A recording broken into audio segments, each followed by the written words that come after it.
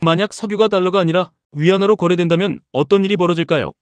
이 질문 하나가 지금 세계 금융 질서를 설명합니다. 최근 중국이 이란 석유를 위안화로 결제하려 한다는 움직임이 나타나고 있습니다. 많은 사람들은 그냥 석유 거래 이야기라고 생각합니다. 하지만 경제 전문가들은 이 사건을 매우 중요하게 봅니다. 왜냐하면 지금 세계 경제는 달러 중심으로 돌아가기 때문입니다. 석유도 달러, 곡물도 달러, 원자재도 대부분 달러입니다. 그래서 세계 무역의 약 80%가 달러로 결제됩니다. 그런데 여기서 질문이 하나 생깁니다.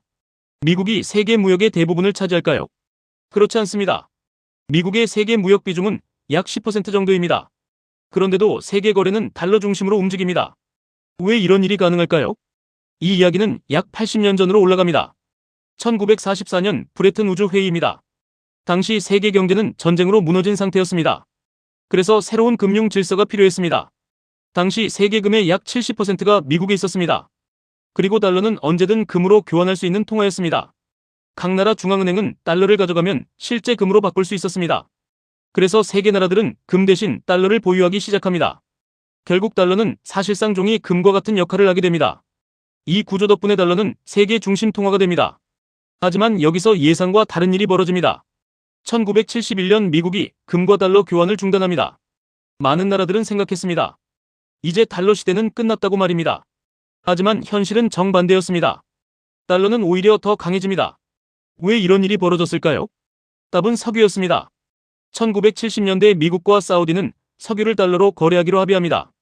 이것이 바로 페트로달러 시스템입니다. 석유를 사려면 달러가 필요합니다. 그래서 전 세계 나라들이 달러를 보유하게 됩니다. 이 구조 덕분에 달러는 세계 기축통화가 됩니다. 여기서 흥미로운 사실 하나를 보겠습니다. 세계 석유의 약 20%가 단 하나의 해협을 지나갑니다. 바로 호르무즈 해협입니다. 이 좁은 해협이 막히면 세계 에너지 시장은 큰 충격을 받습니다. 그래서 중동은 단순한 분쟁 지역이 아닙니다. 세계 경제의 핵심 지역입니다. 그리고 바로 이 지역에서 지금 통화패권 경쟁이 벌어지고 있습니다. 중국은 위안화를 국제통화로 만들기 위해 여러 전략을 추진하고 있습니다. 그중 하나가 바로 에너지 거래입니다. 중국은 이란과 석유를 위안화로 거래하려 합니다. 그래서 많은 사람들이 이렇게 생각합니다. 이제 위안화가 달러를 대체하는 것 아닐까요? 하지만 여기서 첫 번째 반전이 등장합니다. 위안화가 달러를 완전히 대체할 가능성은 아직 높지 않습니다.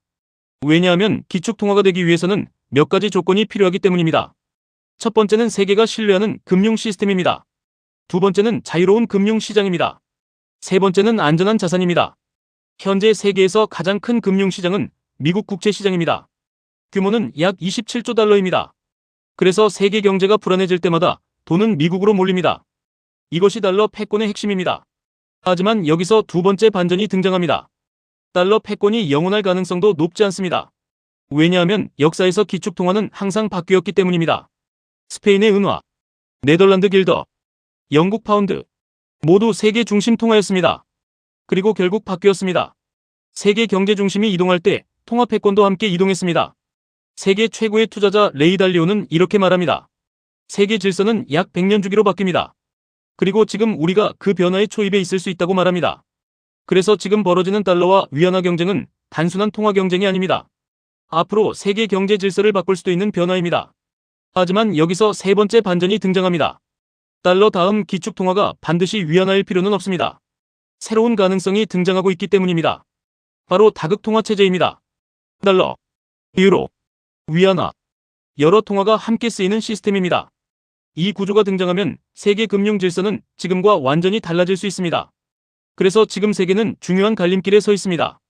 달러 패권은 계속 유지될까요? 위안화는 국제통화로 성장할까요? 아니면 전혀 새로운 금융 질서가 등장할까요? 여러분 생각은 어떠신가요? 댓글로 의견을 남겨주세요. 세계 경제 흐름을 계속 보고 싶다면 구독하시면 놓치지 않습니다.